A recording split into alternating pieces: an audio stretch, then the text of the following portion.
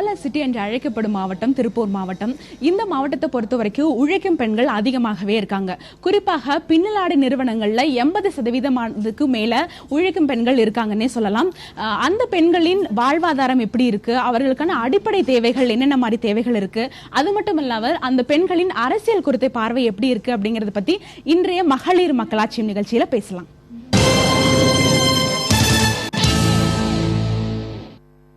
திருப்பூர் மாவட்டத்தில் உள்ள ஒரு பின்னலாடை நிறுவனத்தில் தான் நாம இப்ப தற்போது இருக்கோம். இந்த பின்னலாடை நிறுவனமானது முழுக்க முழுக்க ஒரு பெண்ணால நிர்வாகம் செய்யப்பட்டு வருது. இந்த பின்னலாடை நிறுவனத்துல பல்வேறு தரப்பு பெண்கள் வேலை பார்த்துட்டு வராங்க. அவங்களோட வாழ்க்கை முறை எப்படி இருக்கு அப்படிங்கறத அவங்க கிட்ட பேசி தெரிஞ்சுக்கலாம்.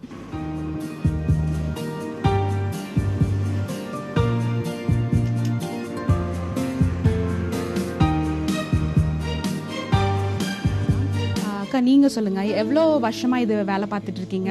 ஸோ உங்களுக்கு எப்படி இந்த திருப்பூர்ல இந்த வேலை பார்க்கும்போது உங்களுக்கு எப்படி இருக்கு உங்களோட வாழ்க்கையெல்லாம்?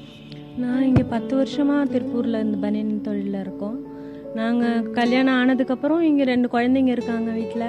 ஹஸ்பண்டும் இதே கம்பெனி வேலைக்கு தான் போயிட்டுருக்காங்க. குழந்தைங்க 2 பேர் படிக்கிறாங்க. நாங்கள் கேரளாலேருந்து இங்கே வேலை செஞ்சுக்கிட்டு இருக்கோம். செய்கிறோம். இங்கே காலையிலேருந்து சாயங்காலம் வரைக்கும் செஞ்சால் டெய்லியும் செய்கிறதுல தான் எங்களோட வாழ்க்கையே ஓடிட்டு இருக்கு. ஸோ இது இவ்வளோ வருஷமா நீங்கள் வேலை பார்த்துருக்கீங்கன்னு சொல்லுங்க. அடுத்த கட்டமாக ஏதாவது நடவடிக்கை, ஏதாவது ஒரு கம்பெனி ஆரம்பிக்கலாம், அந்த மாதிரிலாம் நீங்கள் யோசிச்சிருக்கீங்களா இது வரைக்கும்? அந்த அளவுக்கெல்லாம் வருமானம் இல்லை. நாங்கள் எப்படி போகிறோமோ நாங்கள் சம்பாதிக்கிறத எங்கள் லைஃப்பை ஓட்ட தான் கரெக்டாக இருக்குது. 2 பேருமே வேலைக்கு போகிறவங்க தான். குழந்தைங்க 2 பேரும் படிக்கிறாங்க. அவங்களுக்குள்ள செலவு இதெல்லாம் பார்க்குறக்கே எங்களுக்கு அது கரெக்டாக இருக்குது. 10 வருஷமாக அதுதான் போயிட்டுருக்கு. எந்த இதுவும் சேமிப்பு இதெல்லாம் எதுவுமே இல்லை. எல்லாமே அதில் தான் போயிட்டுருக்கு. எவ்வளோ வருஷமா நீங்கள் வேலை பார்த்துட்டு இருக்கீங்க? ஸோ உங்களோட லைஃப் எப்படி ரன் ஆகிட்டு இருக்கு? நாங்கள் சொந்த ஊர் நாமக்கல் மாவட்டம். இங்கே நாங்கள் 20 வருஷம் ஆச்சு. நான் 15 வருஷமாக இங்கே தான் வேலை செஞ்சுட்ருக்கோம். 28 வருஷம் ஆச்சு. 15 வருஷமாக நாங்கள் இங்கே தான் வேலை செஞ்சுட்ருக்கோம். 10th வரைக்கும் படிச்சிருக்கோங்க மேடம். அப்புறம் அதுக்கு மேலே குடும்ப சூழ்நிலை, வேலைக்கு போக முடியல. அதனால் நாங்கள் அக்கா, தங்கச்சி, தம்பி எல்லாருமே இந்த ஒர்க்கில் தான் இருக்கோம். அம்மா அப்பா எல்லாருமே இதில் தான் இருக்கோம். கஷ்டம்தாங்க. அப்புறம் என்ன செஞ்சு ஆகணும். திருப்பூரில் இதை விட்டால் வேறு எந்த தொழிலும் கிடையாது. படித்தவங்களுக்கு வேலை இருக்குது, படிக்காதவங்களுக்கா இந்த மாதிரி இடையில விட்டுட்டு வந்தவங்களுக்குலாம் இந்த வேலை தான். கஷ்டப்பட்டு தான் செஞ்சிட்ருக்கோம். அப்புறம் வேற ஒன்றும் செய்யவும் முடியாது. உங்களோட வாழ்க்கை முறை எப்படி இருக்கு? ஸோ நீங்கள் இந்த தொழில் பண்ணுறது உங்களுக்கு எப்படி இருக்கு? சந்தோஷமாக இருக்குது. நல்லா காலையில் வந்தோம்னா வேலை செஞ்சுட்டு போகிறோம். ரொம்ப சந்தோஷமாக இருக்குது. என்னென்ன மாதிரி வேலை பார்த்துட்டு இருக்கீங்க? நான் நிறைய சின்ன பிள்ளையிலேருந்து தறி ஓட்டுற தொழில் பார்த்துட்டு இருந்தோம். இப்போ இந்த ஊருக்கு 2 வருஷம் ஆச்சு. இந்த பனியன் தொழில் தான் பார்க்குறோம். அப்போ சின்ன பிள்ளையிலேருந்து அப்படின்னா நீங்கள் ஸ்கூலுக்கெல்லாம் போயிருக்கீங்களா? படிச்சிருக்கீங்க? கம்மியாக தான், ஒரு 4-5 முடி தான் படிச்சிருப்போம். அதுக்கப்புறம் அப்போ வேலை தான், தொழில் வேலை பார்த்துட்டு. ஏன் படிக்கல? ஏன் படிக்காததுக்கான காரணம் என்ன? படிக்காத காரணம் இல்லை, வசதி இல்லை. அப்போ 4 குழந்தைங்களாம் எல்லாருமே வேலை தான், வேலை பார்த்துட்டு.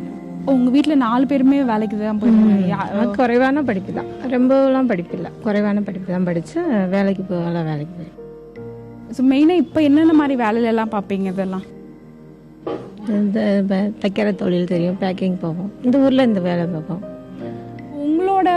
உங்களோட ஊதியம் எந்த அளவுக்கு ஒரு குடும்பத்துக்கு சப்போர்ட்டா இருக்குன்னு நினைக்கிறீங்க? குறைவாக தாங்க இருக்குது சப்போர்ட். ஏதாவது ஹஸ்பண்ட் வேலை பார்க்குறாங்க, நம்ம கொஞ்சம் முடிஞ்சது சம்பாரிச்சோம்னா கொஞ்சம் ஈக்குவலாக இருக்குமே. பத்தாத குறை இல்லாமல் ஓடும். மீதியெல்லாம் வைக்க முடியாது.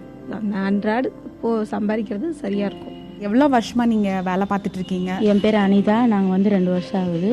காரைக்குடி, எங்கள் ஊர் காரைக்குடி. நாங்களும் அன்றாட வேலை செஞ்சு சாப்பிடணும். பொண்ணு ஊரில் படிக்குது. நாங்களும் படிக்காதனால இந்த வேலையில் பார்த்து. உங்களுக்கு இந்த வேலை பார்க்கறதுக்கு எப்படி இருக்கு? இங்கே உங்களுக்கு திருப்பூர் எப்படி பழகிருச்சுங்களா? பழகிருச்சு. எங்களுக்கு கஷ்டமாக தான் இருக்குது. வேலை செஞ்சு இருக்கணும். எங்களுக்கும் முன்னேறணும் ஒரு ஆசை தான். லோன் போட்டு வேறு தொழில் செஞ்சு அதிலையும் முன்னேறணும் ஒரு ஆசை. ஆனால் எங்களுக்கு ரேஷன் கார்டு எதுவும் இல்லாதனால நாங்களும் சரி இதில் அன்றாட வேலை செஞ்சு வாங்கிட்டு. ஏன் ரேஷன் கார்டு இல்லாத? ரேஷன் கார்டு மாமியார் வீட்டில் இருக்குது. எங்கள் பேர் இன்னும் சேர்க்க. எங்களுக்கு தனியாக ரேஷன் கார்டு கிடையாது. கவர்மெண்ட்லேருந்து இன்னும் நாங்கள் இது பண்ணலை. நாங்களும் சின்ன பிள்ளையில இருந்தே கஷ்டப்பட்டவங்க. எவ்வளோ வருஷமா நீங்க இங்க வேலை பார்த்துட்டு இருக்கீங்க? நாங்கள் ஒரு 4-5 வருஷமா பார்த்துட்டு இருக்கோம்ப்பா. எப்படி இருக்கு உங்களுக்கு இந்த வேலை பார்க்கறது? என்னென்ன மாதிரி வேலையெல்லாம் பார்த்துட்டு இருக்கீங்க? நாங்கள் செக்கிங் போனோம், தைக்கிறதுக்கு இப்படி பல வேலையும் பார்த்துட்டு இருக்கோம்ப்பா. இப்போ ஒரு நிறுவனத்தில் வந்துட்டு இப்போ நீங்கள் வேலை பார்க்குறீங்க. ஸோ ஒரு கம்பெனியில் வந்துட்டு என்னென்ன மாதிரியான ப்ராசஸ் எல்லாம் தெரியுமா? அதாவது எப்படி வந்து ஏற்றுமதி பண்ணுறாங்க, அதுக்குண்டான பைசாலாம் எப்படி வருது, அதெல்லாம் உங்களுக்கு தெரியுங்களா? இந்த வேலை மட்டும் இல்லாமல், தைக்கிறது வேலை எல்லாம் மட்டும் இல்லாமல் அதெல்லாம் எப்படி மற்ற வேலைகள் எல்லாம் எப்படி நடக்குதுன்னு நீங்கள் இப்போ தெரிஞ்சுக்கிட்டீங்க? அது தெரியாதுங்க. ஏன் தெரிஞ்சுக்கிட்டு நீங்கள் இது வரைக்கும் நம்ம வந்தால் நம்ம வேலை பார்த்துட்டு போயிட்டுருக்குறோம், அவ்வளோதான். என்னென்ன மாதிரி வேலைகள் நீங்கள் பார்த்துட்டு இருக்கீங்க? நாங்கள் செக்கிங், பேக்கிங், அப்புறம் கைமடி எல்லா வேலையும் பார்த்துட்ருக்கோம். என்ன வேலை கேப் கிடைக்குதோ வேலை செஞ்சிட்ருக்குறோம். பின்னலாடை நிறுவனத்தில் வேலை செய்யக்கூடிய பெண்களோட வாழ்க்கை முறை எப்படி இருக்குது அப்படிங்கிறத பற்றி அவங்க கிட்ட பேசி தெரிஞ்சுக்கிட்டோம். இப்போ அடுத்ததாக இந்த நிறுவனத்தை முழுக்க முழுக்க நிர்வகிக்கின்ற பெண்மணி சுபாஷினி நம்ம கூட இருக்காங்க. தொழில் முனைவோராக அவங்களோட சாதனைகள் வந்து பெரிய அளவுக்கு இருக்குது, அதை நம்ம கண்ணு முன்னே பார்க்க முடியுது. அவங்க கிட்ட தற்போது பேசி தெரிஞ்சுக்கலாம். அக்கா சொல்லுங்கள், எவ்வளோ வருஷமாக இந்த தொழிலில் இருக்கீங்க, எப்போ இருந்து ஸ்டார்ட் பண்ணீங்க, என்ன படிச்சிருக்கீங்க, அதை பற்றி சொல்லுங்கள். என் பேர் வந்து சுபாஷினிங்க. நான் புளியம்பட்டியில் பிறந்து வளர்ந்தேன். அம்மா அப்பா அண்ணன் நாங்கள் 4 பேர் ஃபேமிலி. நான் வந்து கல்யாணம் ஆனதுக்கப்புறம் திருப்பூர் வந்திருக்கேன். நான் வந்து பிகாம் படிச்சிருக்கேன். கல்யாணம் ஆகி வந்து 13 வருஷம் ஆச்சுங்க. இங்கே ஒரு பையன் ஒரு பொண்ணு இருக்காங்க. எனக்கு அவன் வந்து இந்த தொழிலில் தான், இந்த ஃபீல்டில் தான் இருக்காருங்க. அவர்கிட்ட பேசி பழகும்போது அந்த ஃபீல்டை பற்றி தெரிய ஆரம்பிச்சது. அதுக்கப்புறம் அது மேலே இருக்கிற இன்ட்ரெஸ்ட்னால தனியாக நம்ம பண்ணணும் அப்படின்னு சொல்லிட்டு இப்போ கொஞ்ச காலமாக நான் பண்ணிகிட்ருக்கேங்க. இதில் வந்து திருப்தியாக நல்லா போயிட்டுருக்கு. எனக்கு என் கணவரும் உதவி செஞ்சுருக்காரு. கம்பெனிஸ் எல்லாம் எப்படி இது பண்ணுவீங்க? நீங்கள் இந்த ஒரு நிறுவனத்தை இது பண்ணுறீங்க, ஒவ்வொரு கம்பெனி வந்து ஆர்டர்ஸ் எல்லாம் பிடிக்கும் போது எப்படி வந்து கம்பெனி போய் நீங்கள் நேரடியாக போய் சந்திப்பீங்களா, இல்லை நேரடியாக போய் சந்திப்பேங்க. சில வாய்ப்புகள் வந்து நாங்களா தேடி தானாக வரும், அதையும் நாங்கள் பயன்படுத்திக்குவோம். அது போக வெளியிலையும் போய் பார்த்து பண்ணுவோம். இங்கே வந்து சின்ன குழந்தைகள் முதல் கொண்டு ஆண் பெண் எல்லாத்தோட இதுவும் வந்து தயார் பண்ணி நாங்கள் கொடுத்துட்ருக்கோம். தரமாக நல்லா கொடுத்துட்ருக்கோங்க. இங்கே வந்து ஃபுல்லாக பெண்கள் தான் வேலை செய்கிறாங்க. இது வந்து பெண்கள் வந்து எந்த வேலை கொடுத்தாலும் பொறுப்பாக தெளிவாக கரெக்டாக செய்கிறாங்க.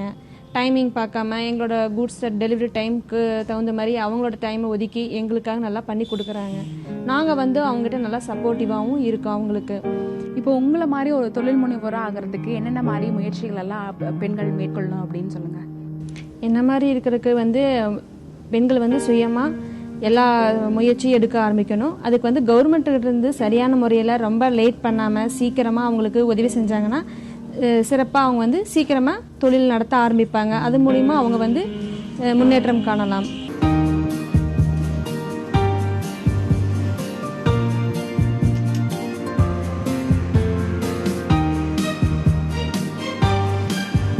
பின்னலாடை நிறுவனத்தில் வேலை செய்யக்கூடிய பெண்கள் கிட்ட அவங்களோட வாழ்க்கை முறை எப்படி இருக்குது, அவங்களோட தொழில் எப்படி இருக்குது அப்படிங்கிறத பற்றி பல்வேறு விஷயங்களை பேசணும். இப்போது அவங்களோட அரசியல் பார்வை எப்படி இருக்குது அப்படிங்கிறத பற்றி தற்போது பேசலாம். அக்கா சொல்லுங்கள், இப்போ அரசியல் பற்றி நீங்கள் என்ன நினைக்கிறீங்க? அரசியல் பற்றி என்ன நினைக்கிறதுக்கு, எங்களுக்கு ஏதாவது நல்லது நடந்தால் நாங்கள் அதை பற்றி ஏதாவது யோசிக்கலாம். எங்களுக்கு அதில் எந்த இதுவும் கிடையாது. நாங்கள் கஷ்டப்பட்டு நாங்கள் இது பண்ணுறோம். வர்றவங்கெல்லாம் அது செய்கிறோம் இது செய்கிறோன்னு சொல்கிறாங்களே ஒழிய யாரும் எதுவும் செய்யறதெல்லாம் இல்லை. நாங்கள் செய்கிற வேலை எங்களுக்கு அது எப்பவும் போல் 10 வருஷமாக செய்கிறோன்னா அதே மாதிரி தான் இருக்குது. எந்த ஒரு மாற்றமும் கிடையாது. இப்போ உங்கள் ஏரியா அரசியல்வாதி வந்துட்டு என்னென்ன மாதிரி ஒரு விஷயத்த பண்ணணும் அப்படின்னு நினைக்கிறீங்க? இப்போ இவ்வளோ வருஷமாக நீங்கள் திருப்பூரில் இருக்கீங்க. ஸோ ஒரு தொழிலுக்காக ஏதாவது இது வரைக்கும் பண்ணியிருக்காங்களா? தொழிலுக்காக ஏதாவது பண்ணியிருக்கிறாங்களான்னா அப்படியெல்லாம் எதுவும் இல்லை. நாங்கள் செய்கிறோம். நாங்கள் இப்போ எங்கள் மேடம் கிட்ட நாங்கள் இப்போ வேலை செய்கிறோன்னா அவங்க எங்களுக்கு நிரந்தரமாக எப்போவுமே வேலை கொடுத்துக்கிட்டு இருக்கிறாங்க. அது வரைக்கும் நாங்கள் இதாக இருக்கோம். ஆனால் அரசியல்வாதிகள்லாம் எதுவும் சொல்கிறதோட சரி, அவங்களாம் எதுவும் செய்கிற மாதிரியெல்லாம் இல்லை. இதுக்கு முன்னால் இருந்தவங்களும் சரி, இப்போ வந்தவங்களும் சரி, எதுவுமே செஞ்சது கிடையாது. ஸோ யார் இப்போ ஒவ்வொரு கட்சிகள் வந்து நீங்கள் வந்து ஒவ்வொரு வாக்குறுதிகள் எல்லாம் கொடுப்பாங்க தேர்தல் சமயத்தில். ஸோ அந்த வாக்குறுதிகள் எல்லாம் நீங்கள் கேட்டிருக்கீங்களா? ஸோ ஏதாவது பண்ணியிருக்காங்கன்னு உங்களுக்கு இது வரைக்கும் தோணியிருக்கா? அந்த மாதிரியெல்லாம் எதுவும் இல்லை. திருப்பூரை பொறுத்த வரைக்கும் எப்போவுமே தண்ணி கஷ்டம்தான். அது இப்போவும் இருந்துக்கிட்டே தான் இருக்குது. எந்த ஒரு இதுவும் மாற்றமும் கிடையாது. ரோடு போடுறோங்கிறாங்க, ஆனால் போட்ட ரோடெல்லாம் எதுவும் உருப்படியாகவும் இல்லை. எல்லாம் குண்டும் குழியுமா தான் இருக்குது. எந்த பிரயோஜனமும் இல்லை. அவ்வளோதான். இதில் அவங்க வந்து செய்கிறாங்கன்னு நாங்கள் எதிர்பார்த்துக்கிட்டு இருக்கிறது வேஸ்ட்டுன்னு தான் தோணுது எப்போவுமே. நீங்கள் சொல்லுங்கள், இப்போ அரசியல்வாதிகள் வந்து ஒவ்வொருத்தரும் ஒவ்வொரு வாக்குறுதிகள் எல்லாம் கொடுக்குறாங்க. ஸோ இது வரைக்கும் நீங்கள் ஏதாவது இப்போ எந்த வாக்குறுதிகள் அடிப்படையில் நீங்கள் ஓட்டு போட்டிருக்கீங்களா? இப்போ அது எதுவுமே இல்லை. இது வரைக்கும் ஒயின் ஷாப் ஒழிப்புன்னு சொன்னாங்க, அது வரைக்கும் அதையும் செஞ்சதில்லை. வேறு தண்ணி ரோடு இதெல்லாம் சொன்னாங்க, இதுவும் செய்யலை. இனிமேல் புதிய ஆட்சி வந்தால் நல்லா இருக்குமான்னு நாங்கள் நினச்சி பார்க்குறோம். இப்போ புது ஆட்சி வந்தா நல்லா இருக்குமான்னு நீங்க யோசிக்கிறீங்க. இப்போ புது ஆட்சி வந்தா என்னென்ன பண்ணணும்னு நினைக்கிறீங்க? ஒயின் ஷாப் போகணும். ரெண்டாவது அவங்க சொன்னதை செஞ்சா நல்லா இருக்கு. எல்லாத்துக்கும் ஒயின் ஷாப் சுத்தமா இருக்கவே கூடாது. இதா போகுது. பெண்கள் பிள்ளைய சாப்பிட்டு வந்து அடிக்க செய்ய வீட்டை பார்க்க மாட்டேங்கிறாங்க. படிக்க வைக்க முடியல, செய்ய முடியல. அது இருக்க போய் தான் கேட்டா நாங்க அது இருக்க போய் தானே நாங்க போறோம் அப்படின்னு அவங்களும் சொல்றாங்க. அது இல்லைன்னா நாங்க ஏன் போறோம் அப்படின்னு அவங்க எங்களவே திருப்புறாங்க. அப்ப மது ஒழிப்பு யாராவது ஒருத்தர் வாக்குறுதி கொடுத்தா கண்டிப்பா அந்த கட்சிக்கு ஓட்டு கண்டிப்பா போடுவாங்க. போடுவாங்க மேடம். நாம எங்களுக்கு எல்லா ஓட்டு போடுவோம். லேடிஸ் எல்லாருமே அதுக்கு தான் சொல்லுவோம். படிக்க வைக்க முடியலன்னு எங்க அப்பா அதுலதான் இறந்து போனாங்க. அதனால எங்களை படிக்க வைக்கல. நாளைக்கு எங்க பிள்ளையெல்லாம் நாங்க நல்லா படிக்க வைக்கணும்னு நினைக்கிறேன். அப்ப அது இல்லைன்னா தர நாங்க நல்லா படிக்க வைக்கணும். அது இருந்தா அவங்க அதுக்கெல்லாம் போறாங்களா ஒழிச்சு மற்றபடி குடும்பத்தை பார்க்க மாட்டேங்கிறாங்க. இப்போ வரப்போற உங்களோட பகுதி வேட்பாளர் வந்து எந்த மாதிரி எல்லாம் இருக்கணும் அப்படின்னு நினைக்கிறீங்க? எந்த மாதிரி எல்லாம் ஒரு திட்டங்கள் வந்து செய்யணும் அப்படின்னு நினைக்கிறீங்க? ஃபர்ஸ்ட் தண்ணி பிரச்சனை தீரணுங்க மேடம். ரெண்டாவது வந்து இந்த மது இது சுத்தமாகவே இருக்கக்கூடாது. அந்த மதுனால தான் எல்லா குடும்பத்துலேயும் நிம்மதியே கிடையாது. எவ்வளோதான் சம்பாரிச்சாலும் கையில் நிற்கிறது இல்லை. பிரச்சனை சண்டை, வீடு முழுக்க சண்டையாக தான் இருக்குது. எதுவும் நிம்மதியே இல்லை. வேலை செஞ்சுட்டு போனாலும் நிம்மதி கிடையாது வீட்டில். அதுதான் அதை ஃபஸ்ட்டு நீங்கள் ஒழிச்சா பரவாயில்ல. யார் வந்தாலும் சரி ஆட்சிக்கு அதை பற்றி எங்களுக்கு கவலை இல்லை. சுத்தமாக மதுவே இருக்கக்கூடாது. கடை கட்டி எதுவுமே இருக்கவே கூடாது. தொழில் ரீதியா வந்துட்டு எந்த மாதிரி எல்லாம் ஒரு மேம்படுத்துறதுக்கு ஒரு அரசியல்வாதி என்னென்ன மாதிரி பண்ணணும் அப்படின்னு நினைக்கிறீங்க? தொழில் ரீதியாக பார்த்தீங்கன்னா கரண்ட் கட் ஆகக்கூடாதுங்க மேடம். கரண்ட் அடிக்கடி கட் ஆகும், அது இருக்கக்கூடாது. எங்களுக்குன்னு ஏதாச்சும் ஒன்று செஞ்சு கொடுக்கலாம். அப்புறம் மது ஒழிக்கணும். மது வந்து இப்போ நீ எந்த அரசியல்வாதி இருந்தாலும் அது ஒழிக்க முடியாதுங்க மேடம். அது ஒன்று மெயின் பாயிண்ட்டு. கம்மி பண்ணலாம். ஸ்கூல் பக்கத்தில் இருக்கக்கூடாது, கோயில், மெயின் ரோடு இந்த மாதிரி பொது இடங்கள்ல இருக்கக்கூடாது. ரெண்டாவது சாக்கடைங்க மேடம். எடுத்து போடுறாங்க வெளியே, ஆனால் அது வந்து எடுக்கிறதே கிடையாது. எங்கள் வீட்டு பக்கத்துலலாம் பார்த்தீங்கன்னா எடுத்து போட்டு 2 வாரம் ஆச்சு. அது சாக்கடைக்குள்ளே இருக்கிற புழுகெல்லாம் மேலேயே இருக்குது. அது வந்து வீட்டுக்குள்ளே வருது. அதனால் பிள்ளைங்களுக்கு ஏதோ ஒரு இன்ஃபெக்ஷன் ஆகி காய்ச்சல் ஏதோ ஒன்று வருது. இவங்க வந்து வாரானா கவர்மெண்ட்லேருந்து முனிசிபாலிட்டிலேருந்து வந்து தண்ணியில் மருந்து ஊற்றிட்டு போகிறாங்க. புழு வருது, அதனால் காய்ச்சல் வருதுன்னு. ஃபஸ்ட்டு சாக்கடை சுத்தம் பண்ணணும் இல்லைங்க மேடம். தண்ணியில் ஊற்றி என்ன ஒரு பிரயோஜனம் கிடையாது. நாங்களும் வரப்பெல்லாம் சொல்லிகிட்டே தான் இருக்கிறோம். ஃபஸ்ட்டு சாக்கடையை அள்ளி போட்டுறாங்க. அது வந்து மாநகராட்சி வந்து எடுத்துகிட்டு போகிறது கிடையாது, அப்படியே விட்டுறாங்க. நாங்களும் ஒரு தடவை சொல்லி பார்த்துட்டு தான் விட்டாச்சு. கவுன்சிலர்கிட்ட போய் சொன்னாலும் வருவாங்க, எடுப்பாங்க அப்படிங்கிறாங்க. ஆனால் எடுக்கிறதே கிடையாது. அது ரெண்டாவது. அப்புறம் மெயின் வந்து ப்ரைவேட் ஸ்கூல்லாம் கவர்மெண்ட்டே எடுத்து நடத்தணுங்க மேடம். ஃபீஸ் எல்லாம் ரொம்ப அதிகங்க மேடம். ஒவ்வொரு ஸ்கூலுக்கு பார்த்தீங்கன்னா ஃபீஸ் ரொம்ப அதிகமாக தான் இருக்குது. இந்த மாதிரி நடுத்தர குடும்பத்தில் இருக்கிறவங்களாம் இங்கிலீஷ் மீடியத்தில் சேர்த்து படிக்கிறதுல ரொம்ப கஷ்டம் மேடம். அது எங்களுக்கு ஒன்று இருக்குதுங்க. எல்லா பேருமே அப்படி இருக்கல மேடம். ஒவ்வொரு சொன்னதை செய்கிறாங்க. கட்சியில் வந்து சொன்னதை செய்கிறவங்க. எங்கள் ஊரில் சிவகாசியில் தண்ணி ரொம்ப கஷ்டம். லெட்டின் பாத்ரூம் கிடையாது. இப்போ வந்து எங்களுக்கு எந்த பிரச்சனையுமே கிடையாது. அப்போ அதுக்கு தக்க கட்சிக்காரர் வந்து கரெக்டாக இருக்கார். தண்ணி வரையெல்லாம் கரெக்டாக வந்து பார்ப்பாரு. ரோடு போட சொன்னால் உடனே வந்து போட்டார். எல்லாமே இதுக்கு முன்னாடி வேற இருந்தவங்க செய்யலை. இப்போ சொன்னதை அவர் செஞ்சுட்டார். ஆனால் எல்லா பேரும் ஒரே மாதிரி இல்லை அதுலேயும் நல்ல மனுஷங்க இருக்காங்க. இப்போ அரசியலுக்கு பெண்கள் வர்றதை பற்றி நீங்கள் என்ன நினைக்கிறீங்க? அரசியலுக்கு யார் வந்தாலும் நன்மை செய்யணும். யார் வேணால் வரட்டும், யார் வேணால் போட்டுங்க, அது நமக்கு தேவையில்லாத பிரச்சனை. ஆனால் மக்களுக்கு என்ன தேவையோ அதை செய்யணும். வந்து கவுன்சிலர், இந்த ஏரியா கவுன்சிலர் நான் திருப்பூரே தான், வெளியூர் கிடையாதுங்க. ஆனால் இந்த ஊருக்குள்ளே யார் கவுன்சிலரு, யார் முதலமைச்சர் அப்படிங்கிறதெல்லாம் கணக்கு இல்லாமல் இருக்குங்க. இன்றைக்கி ஒருத்தர் இருக்கிறாங்க, நாளைக்கு ஒருத்தர். ஆனால் இந்த ஊர் கவுன்சிலர் நாங்களே பார்த்ததில்லைங்க இதுவரையிலும். யார் என்னென்னு தெரியாது. அப்போ நாங்கள் எப்படி எங்கள் குறைகளை போய் சொல்கிறது? ஆனால் வந்து எல்லாம் மக்களுக்கு என்னென்ன வேணுமோ அவையிலாக வந்து கேட்கணும். அப்போ தான் இன்னாருன்னு தெரியுங்க. அது வரல எங்களுக்கு எதுவும் தெரியாது. அரசியலுங்கிறது எல்லாம் பொதுவான விஷயம், மக்களுக்கு எல்லாத்துக்குமே பொதுவு. ஆனால் அது வந்து கவுன்சிலர் வந்து நேருக்கு நேரம் வந்து கேட்கணும். உங்களுக்கு என்ன பிரச்சனை? ஒரு பொதுவான இடத்துல வந்து இருந்து கேட்டாங்கன்னா அதுக்கு உண்டான மக்கள் குறை உண்டானது சொல்லுவாங்க. அவங்க வரதும் இல்லை, கேட்குறதும் இல்லைங்க. நம்ம எப்படி போய் யாருக்கிட்ட குறை சொல்கிறது? இப்போ இவி சொன்ன மாதிரி ஸ்கூலில் குறை இருக்குது, ஒயின் ஷாப்பு குறை இருக்குங்க. எல்லா பக்கமே தப்புகள் இருக்குது. அதுதாங்க இப்போத்த சூழ்நிலை அப்படி ஓடிட்டுருக்கு. அப்புறம் வந்து மக்களுக்கு வந்து எந்த இதுவும் கிடையாது. ஒத்துக்குங்க, ஒரு நல்லது செய்ய யாரும் முன் வர்றதில்லை. எனக்கு என்ன உனக்கு என்ன அப்படிங்கிற மாதிரி போயிட்டுருக்காங்க. உனக்கு தேவையா உன்னோட பேரன் மூலியமாக பண்ணிக்கிறாங்க. அவியவி குடும்பத்தை தான் பார்க்குறாங்க, மக்களை யாரும் பார்க்குறதே இல்லைங்க இது வரலும்.